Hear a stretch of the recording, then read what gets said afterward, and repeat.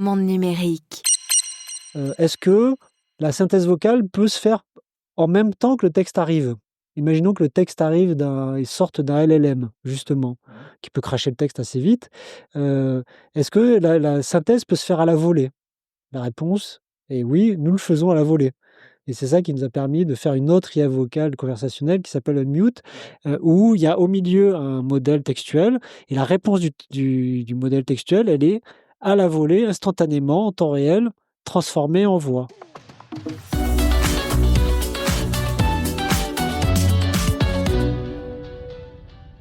Bonjour Patrick Pérez.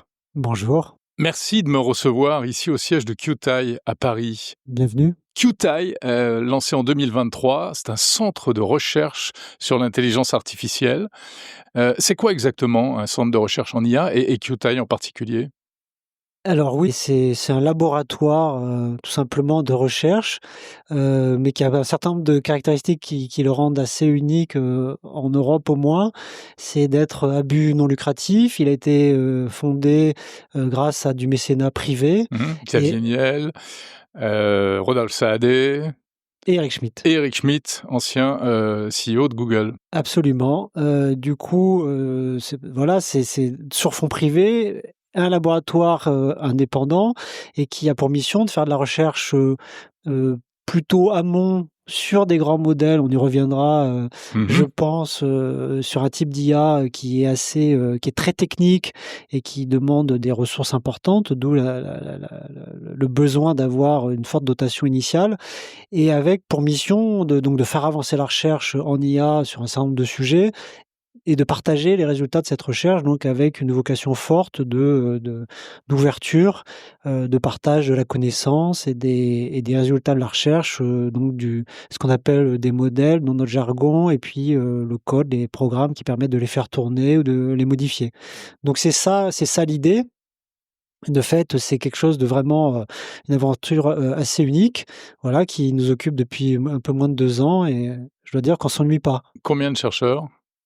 Alors on a démarré, à 6 avec l'équipe, fondatrice initiale et désormais, l'intégralité du labo compte, à peu près 25 personnes. Donc il y a des chercheurs, il y a des ingénieurs, Qui il sont y a tous des gros cerveaux de l'IA, on va dire. c'est des gens très, très bien formés et très motivés et très forts, ouais, on est très exigeants sur les recrutements. Il y a également évidemment des fonctions support et puis on a des jeunes gens très, très brillants, qui sont chez nous en stage, en thèse, puisque une autre des choses qui nous tient beaucoup à cœur, mais c'est lié à la mission d'ouverture et de contribution à l'écosystème, c'est de contribuer à former, alors à notre échelle, parce qu'on est un petit labo, donc voilà, de former au meilleur niveau, des futurs chercheurs, des futurs ingénieurs, peut-être des futurs entrepreneurs, on espère aussi. Mmh. Alors on va parler, en détail des différentes choses que vous avez, développées ces dernières années, et notamment dans le domaine de la voix, et cetera. Mais avant ça, vous le disiez, vous êtes un petit labo et aujourd'hui, la course à l'IA, c'est un truc de géant, en fait, hein, où, des mastodontes se battent à coups de, dizaines, centaines de millions, des milliards de dollars. Comment est-ce que, on peut trouver sa place dans cet écosystème et dans cette compétition? Alors on peut on peut trouver sa place peut-être en faisant les choses différemment. Je crois qu'il faut évidemment vous avez raison de le dire, il y a une accélération et une compétition entre des titans. Après, il faut pas oublier David et Goliath et Mmh. par ailleurs, il y a un certain nombre d'innovations qui y compris au sein des grandes organisations qui peuvent émerger de petites équipes au sein des grandes organisations et des grandes entreprises. Il faut faire aussi attention quand on parle de l'IA qui est à la fois, une industrie, un ensemble de technologies et aussi un domaine scientifique à faire la part des choses entre ce qui est consacré à la recherche et ce qui est consacré au produit. Oui, voilà, tout à fait. Et vous, vous ne faites pas de produits? Ah bah, nous, on fait pas de produits, on est entièrement consacré sur la recherche, c'est-à-dire qu'on fait avancer la connaissance en développant et en expérimentant des prototypes Mmh. et ceux qui sont concluants, on les partage, mais on n'opère pas on déploie pas de produits ou de services. Vous n'allez pas lancer un ChatGPT ou un Lusha disponible Non, pour c'est tout le pas monde. du tout c'est pas votre du tout mission. notre vocation. Et donc, ce que je voulais dire par là, c'est que donc dans les grandes annonces qui foisonnent depuis et ça va s'accélérant depuis 2 ans, il y a beaucoup d'investissements liés à l'infrastructure pour le déploiement des modèles et donc servir les produits. Construire des data centers, c'est aussi là que vont les budgets phénoménaux qui sont distribués à droite à gauche. Pour une grande part. Ouais.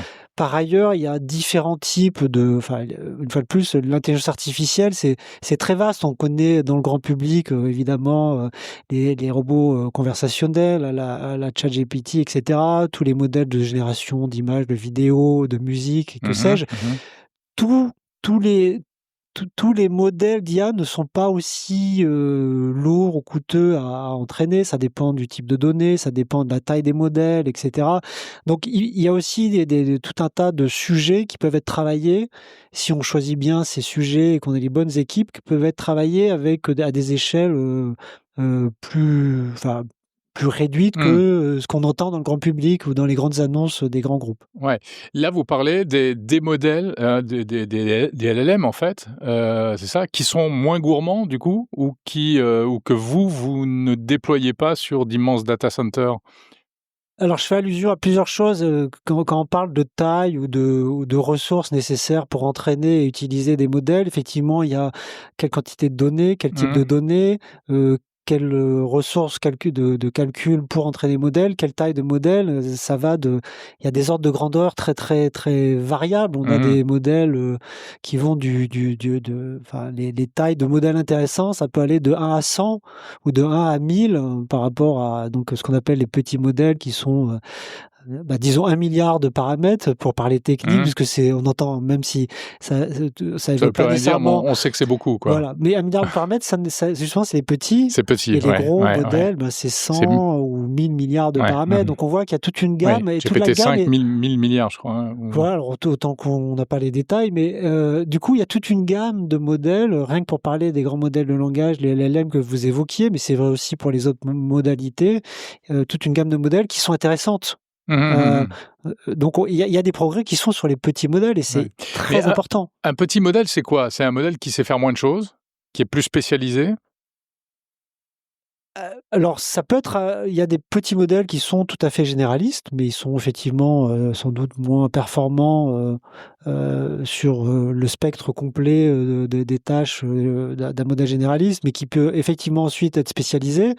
Mais parfois, la différence est pas considérable. En tout cas, c'est un modèle qui peut tourner sur une machine plus petite, y compris d'ailleurs sur parfois, et nous ça nous intéresse beaucoup, sur des téléphones portables, des ordinateurs portables qui n'ont pas besoin d'être dans des data centers dans le cloud. Mais donc qui vont être plus spécialisés sur une tâche, je sais pas, ça va être un modèle qui sera utilisé dans une usine, dans une voiture. Ça fait partie. Mais une fois de plus, il y a des cas d'usage qui effectivement, vraiment les modèles les plus polyvalents et au meilleur niveau en étant complètement polyvalents, ils sont en général très très gros. Mais ce qu'on a découvert aussi, chemin faisant en recherche, c'est que on peut comprimer des très gros modèles, soit en les simplifiant, sans changer leur nombre de paramètres ou ce fameux nombre de milliards de poids, ou bien on peut partir d'un gros modèle et l'infuser, ce qu'on appelle le distiller dans un petit modèle, c'est-à-dire que le gros modèle permet d'entraîner un petit modèle qui sera de bonne facture. C'est un peu ce qu'ont fait les Chinois avec DeepSeek? C'est ce que fait tout le monde, en fait. Fait tout le monde? Tout le monde, cette technique d'apprentissage. Alors vous, qu'est-ce que vous faites? Donc il y avait eu au début Moshi, c'était votre premier modèle, qui était vocal, qui avait une brique de reconnaissance et de conversation vocale et qui avait une particularité, je me souviens de la démonstration, je ne sais pas s'il est encore comme ça aujourd'hui, mais qui comprend très très vite, qui répond très très vite, parfois avant même qu'on ait fini sa phrase. I'm going to climb Mount Everest next month and I wanted... That's incredible. What kind of gear do you need to bring? Can you tell me a bit about how to prepare myself? Sure. First, make sure your body is in shape because you'll be climbing for a long time. Yeah, that's true. What else? Also, make sure you have the right shoes. Yeah. You don't want to be hiking in sandals. That's right. Sinon, qu'est-ce qui s'est passé depuis 2023 Alors, à part Moshi? alors, où en est Moshi? Et puis, Moshi quoi nous a d'autre? pas mal occupé la première année. Donc, juste pour revenir, ce que c'était Moshi, qu'on a dévoilé en juillet 24 et ensuite open sourcé dans les semaines et les mois qu'on suivi. Donc, c'est un modèle conversationnel vocal, sans tour de parole imposé, qui est vraiment une caractéristique très très importante s'agissant de la communication orale avec une machine. Et donc, c'est un modèle effectivement qui peut couper en général à bon escient la parole à l'utilisateur. Et ça peut sembler anodin ou amusant. En fait, c'est capital dans le naturel de l'interaction vocale. Et quand nous, on s'intéressait à cette question, c'était vraiment, il y avait une barrière technologique là-dessus. Et c'est pas uniquement... Que vous avez brisé. Qu'on a tout à fait brisé. Donc, c'était une première mondiale, ce qu'on a fait et qu'on a open sourcé. Mais c'est également, pour obtenir ce résultat-là, on a dû travailler d'une façon différente de ce qui se faisait à ce moment-là, l'IA vocale, c'est-à-dire de ne pas passer par une transcription textuelle de la parole de l'utilisateur. Et ça, c'est très important. D'abord, ça permet d'aller plus vite. C'est pour ça que ça va plus vite. C'est plus fluide. Ça permet donc des interactions et même des superpositions entre les paroles de l'utilisateur et de la machine. Mais ça permet aussi de ne pas perdre de façon définitive un certain nombre d'informations qui sont contenues dans la parole. Justement, ce qui fait la richesse de l'interaction vocale, comme nous sommes en train de le faire à cet instant, c'est le timbre de la voix, c'est l'émotion, c'est l'accent éventuellement, c'est plein de choses. Mais par exemple, si je dis quelques mots, vous vous arrêtez pas forcément de parler. Si, là, vous avez arrêté. Non, mais... je peux faire aussi. Mais voilà, vous pouvez continuer. Voilà, et ce qui contribue aussi. Et on se comprend. Et même si on se marche un petit peu sur les pieds, ça veut dire qu'on est en train de quand même d'interagir. Et c'est très important pour la richesse de la communication. Et c'est ça aussi que nous, on voulait aller chercher avec Moshi, donc ce prototype-là. Et donc maintenant, pour poursuivre, puisque vous me demandiez, et puis qu'est-ce qui s'est passé après, et puis en fait, il s'est passé plein de choses, et qui pour beaucoup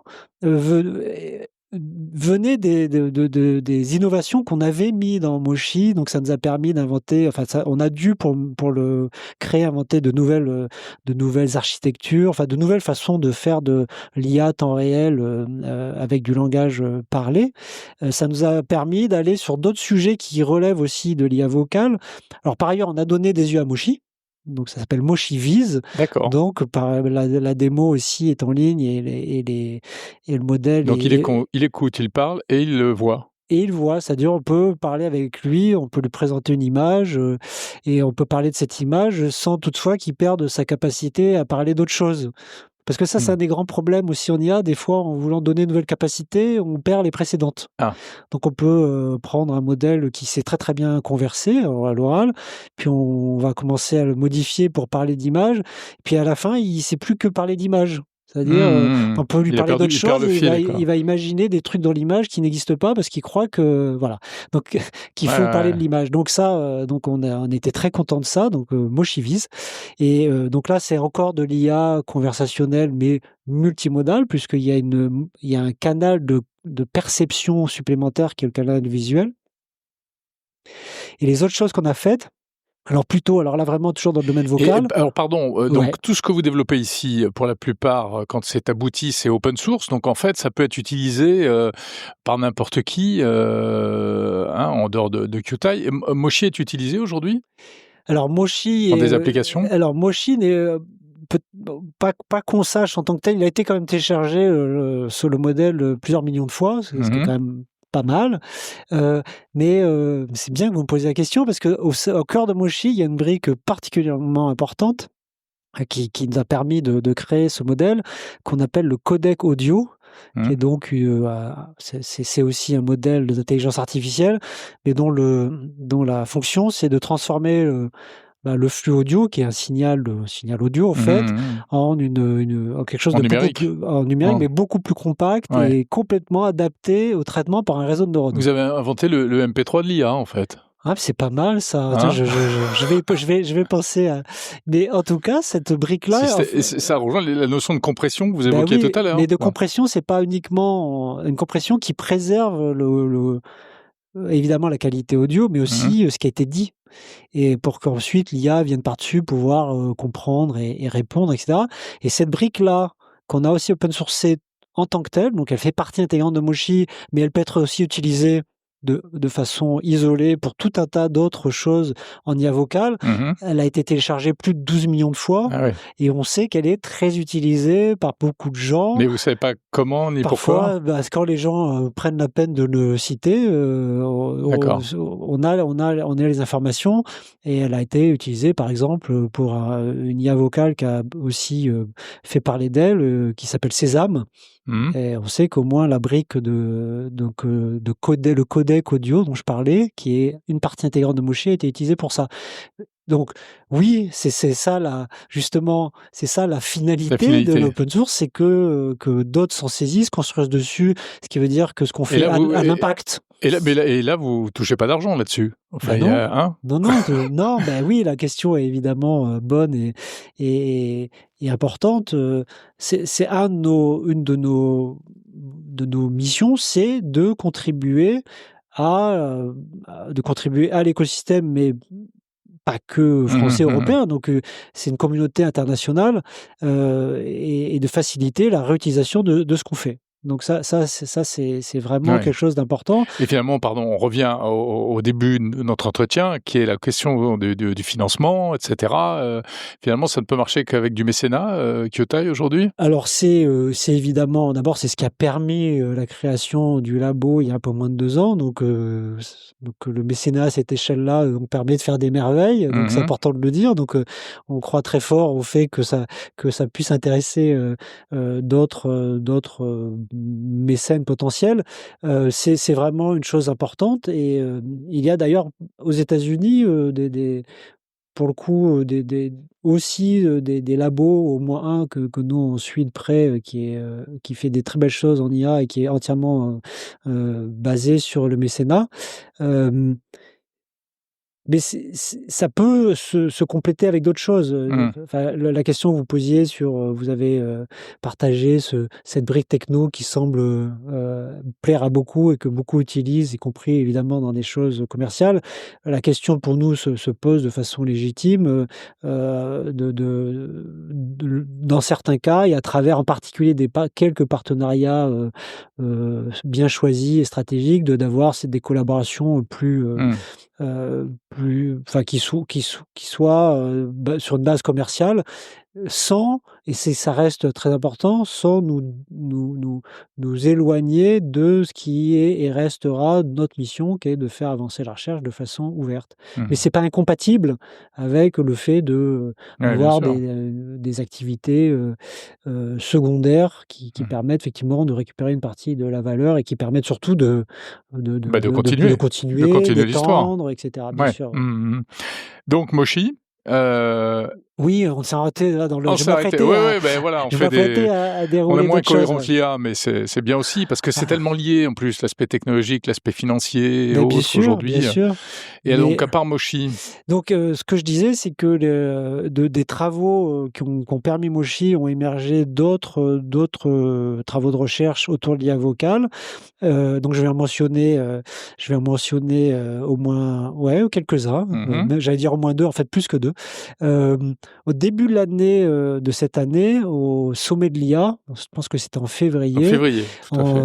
On a eu le plaisir et le stress de révéler dans la nef du Grand Palais un nouveau projet qui s'appelle Hibiki, et qui est un modèle de traduction simultanée en temps réel, donc comme ferait un interprète humain. Et qui en plus est fidèle à la voix de la personne qui parle, et pour la version la plus compacte, peut tourner sur un téléphone portable. Donc, véritable doublage? Vous parlez de traduction simultanée? C'est comme à la radio, dont je suis grand fan, quand quelqu'un parle en anglais, il y a 2 versions. Soit on attend que la personne invitée finisse sa phrase et l'interprète qui prend des notes va traduire, le traducteur traduit, ou bien il y a la version qui est moins évidente à écouter, où c'est en même temps. Mais qui est typiquement ce qui se passe dans des des congrès internationaux, Ouais, bien des sûr. choses comme ça. Donc c'est ce type de fonction, mais à la portée de tout le monde. C'est-à-dire, on parle D'accord. d'un téléphone portable. Pour ceux qui s'intéressent, il y a des démos, enfin il y a des vidéos accessibles depuis notre site. On parle en français et le modèle, on est en train de parler, commence à traduire en anglais, avec une voix qui ressemble à celle de l'utilisateur, avec un délai qui fluctue en fonction du contenu. Ce qui est vraiment une des problématiques de la traduction simultanée, c'est que des fois il faut attendre un peu pour poursuivre la traduction parce qu'il n'y a pas assez d'informations, etc. Donc il y a une des choses qu'on a dû aussi développer. Et on peut l'utiliser, ça? Enfin, le modèle tout le monde peut... Les modèles sont disponibles. C'est un proto de recherche. C'est ça. Il n'y a pas une appli sur les stores prête à l'emploi. Non. Alors, autant vous dire que après qu'on ait montré ça et open sourcé, on a eu beaucoup de sollicitations de ce type-là. Où est l'appli? Donc, non, en revanche, ça montre que la techno est là, on l'a créée, et elle ne demande plus qu'à être productisée, ce qui veut dire effectivement étendre les langues. C'est du travail, c'est une ingénierie très lourde quand même. D'accord. Parce qu'il faut de la donnée, il faut réentraîner de nouveaux modèles, etc. Salut les kids! Dans notre contexte géopolitique actuel de Hello guys! In our current geopolitical context of multipolarization of powers, everyone knows that a military conflict can erupt at any moment. That's why I decided to set up a survival device in my garden, ready to face a nuclear conflict of international scale. That's the little nut for making a good winter. Donc on a montré le chemin, on a donné les briques de base et c'est à d'autres... Là, vous avez quoi comme langue? Là, c'était français-anglais. Français-anglais uniquement. Il n'y a pas le chinois ou des choses comme ça? Non. Mais ce serait possible? Tout à fait possible.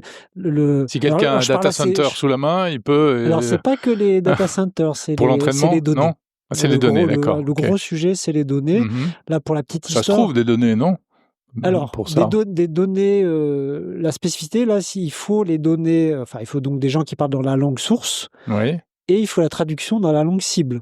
Ça, c'est le premier point. Il faut déjà avoir des paires de textes.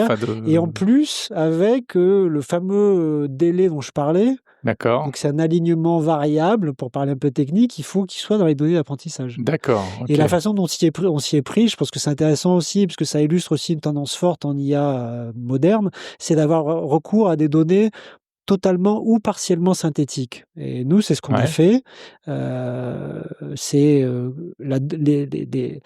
les données dans la langue source, donc le français au début, dans la première phase du projet, c'est de l'audio en français en fait.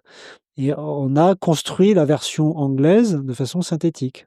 C'est-à-dire transcrit le français, traduit le français vers l'anglais avec un traducteur de texte. À la mano, quoi. Voilà, ça est automatisé, mais c'est un pipeline. Et ensuite, la partie textuelle, elle est synthétisée vocalement, donc la version anglaise est synthétique. D'accord. Et ça permet à l'échelle. Qui permet ensuite au modèle de s'entraîner. Ouais. D'accord. Voilà. Et du coup, si vous voulez faire d'autres paires de langues, il n'y a plus qu'à. Il n'y a plus qu'à. Il faut quand même des données de bonne qualité, déjà même dans la langue source. Patrick Pérez, qu'est-ce que ça représente par rapport à des choses qui sont plus médiatisées, qu'on connaît aujourd'hui, que ce soit chez OpenAI ou chez Meta? Comment vous vous situez? Vous avez craqué des trucs qui n'ont pas craqué? Vous êtes derrière? Vous êtes devant? Vous êtes au même niveau? Alors, on a clairement fait des choses que d'autres n'avaient pas fait avant nous. Les deux dont on vient de parler, c'est le cas. C'est-à-dire Moshi et Hibiki, c'est des premières mondiales. Alors, dans le cas d'Hibiki, ce qui le rend particulièrement innovant, il y a quelques groupes, pas beaucoup, qui travaillent sur le sujet, parce qu'en plus, ça tournait sur un téléphone portable en février de cette année. Donc ça c'est vraiment quelque chose de très très dont on est très très fier. Mais par exemple Meta qui annonce son système de traduction dans les lunettes, il tournera pas à 100% dans les lunettes. Alors moi j'ai pas les détails techniques, mais j'y crois. Je pense qu'il non, en fait ça passe par le smartphone et le smartphone lui-même a besoin du data center derrière. Donc ça fait c'est pour ça que ça marche une fois sur deux d'ailleurs. Voilà. Après votre question, elle est Elle est compliquée parce que elle est vache. Elle est vache par ailleurs, mais parce que on est sur tous ces sujets-là sont évidemment des sujets très importants sur lesquels il y a pas mal d'acteurs. Ouais. Nous, on choisit un angle et on fait des choses qui sont très innovantes. Après, il y a des gens qui peuvent passer par derrière assez vite et faire déployer une machine de guerre pour faire un modèle ou un produit, etc. Je pense qu'il faut distinguer en effet la vitesse d'avancée de la connaissance et la réalisation des produits. Et par ailleurs, il y a une difficulté, mais qui est vraie pour toute la communauté scientifique en IA, même pas que, mais déjà au niveau des chercheurs, c'est comment on compare les choses. Donc dire qui est devant, qui est derrière. En comparant des choses qui sont comparables, les tailles de modèles, est-ce que ça tourne en local, pas en local. Je vais prendre un autre exemple, une chose dont on est extrêmement fier, qui nous a servi d'ailleurs à créer la donnée synthétique dont je parlais. C'est une autre des sorties du travail sur Moshi qui nous a pas mal occupé en 2025, c'est la synthèse vocale. Alors, le sujet, on a l'impression que c'est pas très neuf. On a l'impression que c'est pas très neuf. On voit quand même que globalement, la techno de la synthèse vocale avec l'IA générative a quand même, en qualité et en expressivité, a fait des bonds considérables par rapport à ce qu'on avait à d'autres époques pour les annonces dans les haut-parleurs des gares, tout ça, ou sur des systèmes de navigation. Mais il y a plusieurs choses qui sont peut-être pas du tout visibles au premier regard et sur lesquelles nous, on a fait des choses importantes. D'abord, il y a est-ce que la synthèse vocale peut se faire en même temps que le texte arrive? Imaginons que le texte arrive il sorte d'un LLM, justement, qui peut cracher le texte assez vite. Est-ce que la synthèse peut se faire à la volée? La réponse est oui, nous le faisons à la volée. D'accord. Et c'est ça qui nous a permis de faire une autre IA vocale conversationnelle qui s'appelle Unmute, où il y a au milieu un modèle textuel, et la réponse du modèle textuel, elle est à la volée, instantanément, en temps réel, transformée en voix. Donc ça, c'est un détail technique. Mais du coup, il ouvre plein de cas d'usage différents, donc ce que je viens de mentionner, et c'est très difficile à faire. Ça, c'est un exemple. Un autre exemple, alors pareil, maintenant, ça devient un peu, comment dirais-je, assez répandu, mais la facilité à reproduire une voix. Combien de secondes ou plus à cloner la voix, vous voulez dire? Voilà, donc cloner une voix qui a par ailleurs qu'elle ressemble à l'original. Voilà, en fait. qui ressemble à l'original, qui a plein d'applications vertueuses. Oui, bien sûr. Même si ça évidemment, ça suscite du doublage de vidéos. Oui, ça suscite plein de choses, mais on double pas que les films. Il y a plein de vidéos qui ont besoin d'être doublées et qui peuvent pas se payer des doubleurs. Exactement, ou faire parler des gens qui ne peuvent plus parler, bien sûr, etc., etc. Cette question de est-ce qu'il faut des heures ou juste quelques secondes d'échantillon de la voix pour pouvoir la reproduire, c'est des avancées qui sont pas forcément visibles, mais voilà, auxquelles on a contribué. Oui, qui rendent les outils plus performants, plus frugaux aussi. Voilà. Et d'ailleurs, j'allais arriver à un dernier point qui est celui de à quel point c'est coûteux de générer. Donc toujours sur cet exemple de la synthèse vocale, si vous déployez de la synthèse vocale à grande échelle, c'est-à-dire dans le cloud. C'est-à-dire vous servez plein d'utilisateurs en même temps. Combien vous allez pouvoir faire de synthèse en parallèle sur la même carte graphique? Et à ce point-là, suivant la façon dont c'est fait, ça peut changer vraiment, j'allais dire du simple au double, non, mais du simple à 100 fois plus. Il se trouve que les technos que nous, on a développés, que ce soit en transcription de la parole, donc de la voix vers le texte, ou de la synthèse vocale, c'est-à-dire du texte vers la voix, elles sont très, très adaptées au fait d'être multipliées, enfin d'être calculées en parallèle, en même temps, sur un même chip. C'est de l'optimisation, en fait. C'est de l'optimisation, mais c'est aussi lié à la structure des modèles qu'on utilise qui permettent ça. Et ça permet évidemment des coûts ou des économies d'échelle considérables pour quelqu'un qui veut faire ça dans le cloud à grande échelle. Bien sûr. Le futur, c'est quoi? Sur quoi vous travaillez aujourd'hui? Et quelles sont les pistes que vous avez envie d'explorer? Alors, il y en a plein. Les chercheurs ont toujours plein de pistes à explorer. Les choses qui vraiment nous occupent là, en ce moment, on continue beaucoup sur cet aspect multimodal, en particulier, comment dire, le fait que le modèle, tout en restant disponible à l'interaction, à la conversation vocale, puisse avoir accès à des informations. Alors, éventuellement en temps réel, ça peut être une vidéo. Ou des documents. Donc le fait de pouvoir accéder à des contenus qui sont pas du tout des contenus qu'il a vus avant, hein, c'est ça qui est important. Ouais. Donc une vidéo en train de passer, un corpus, des contenus qui lui sont fournis au moment où vous l'utilisez. Comment coupler ça avec une IA qui continue à être très, très volubile, très fluide et donc ça, c'est tout en restant donc temps réel, etc. C'est-à-dire vous réduisez le temps d'entraînement, c'est ça, d'apprentissage?